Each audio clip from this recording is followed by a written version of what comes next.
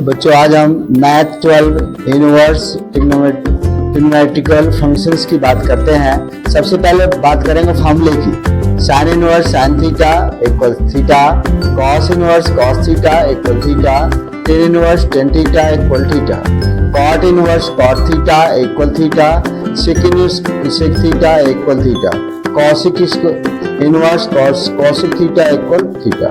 अब देखिए इसमें बच्चों ये साइन इनवर्स एक्स है, वो जो है साइन एक्स का इनवर्स भिन्न होता है, अलग होता है, क्योंकि साइन इनवर्स एक्स बराबर होना अपॉन साइन एक्स होता है। ये बिल्कुल अलग है, ये बिल्कुल अलग है, मतलब ये जो है इसका अलग होता है,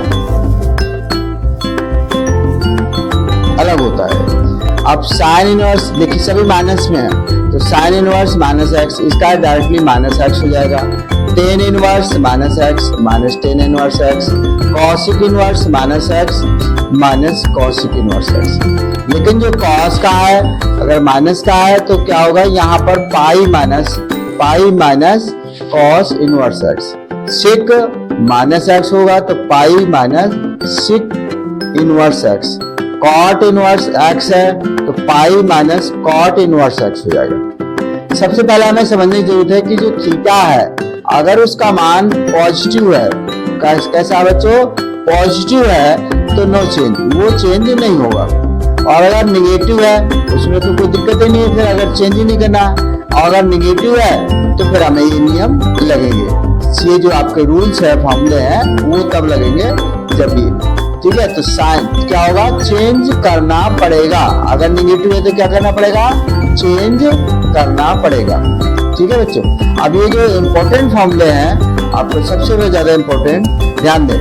फलन अगर साइन इनवर्स एक्स है, अगर बच्चों ये याद नहीं हुआ तो समझो बहुत ज्यादा कठिन नहीं है, तो आपको क्वेश्चन समझ में जो एक्सरसाइज 2.1 है वो समझ में नहीं आएगी। Sine inverse x minus pi by two comma pi by two का इसका परसेंट होता है, इसी को यहाँ खोल करके समझाया गया है।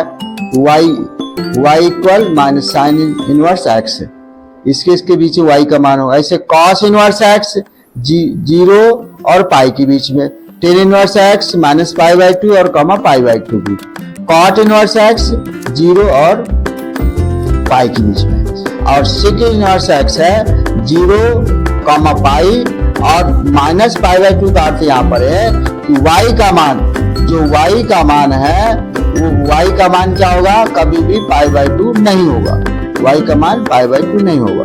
इस तरह से हम कॉसिक की बात करें तो कॉसिक इनवर्स एक्स ये हो जाएगा माइनस पाई बाई टू और comma pi by two minus zero. भाई यहाँ जीरो का अर्थ ये है कि आपका जो मान होगा वो कभी भी y का मान जीरो नहीं होगा। तो ये बच्चे समझ में आ गया, अर्थात हमें इसे लर्न करना पड़ेगा, और जब तक ये लर्न नहीं होगा हमें क्वेश्चन समझ में नहीं आएंगे।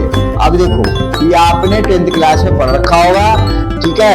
ये आपका फर्स्ट कोऑर्डिनेट है, जीरो शुरू होता है, जीरो पाई बाई टू और पाई 3 पाई बाई टू और ये आपका हो गया 2 पाई।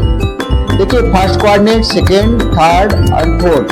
अब इसमें फर्स्ट कोऑर्डिनेट में ए याद रखना पड़ेगा, ASTC। इसका मतलब होता है कि आपका ए का मतलब ऑल पॉजिटिव, एस का मतलब साइन और कॉसिक पॉजिटिव, टी का मतलब है टेन और कॉट पॉजिटिव, और सी का मतलब है कॉस और सिक पॉजिटिव, कॉस और सिक पॉजिटिव। यहाँ पर गलत हुआ है, यहाँ क्या होगा बच्चों, सिक पॉजिटिव, यहाँ कॉस और सिक दोनों पॉजिटिव। समझ में आ गया, दोबारा कर लेते हैं।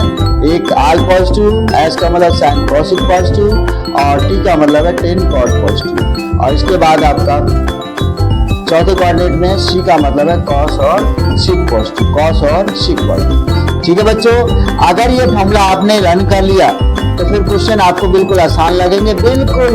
और बोर्ड में, यूपी बोर्ड मैथ 12 में इस चैप्टर से 100% क्वेश्चन आते हैं, 100%। इसलिए इसको आपको बहुत ही गौर से, ठीक है बच्चों। थैंक यू, जय हिंद, जय भारत।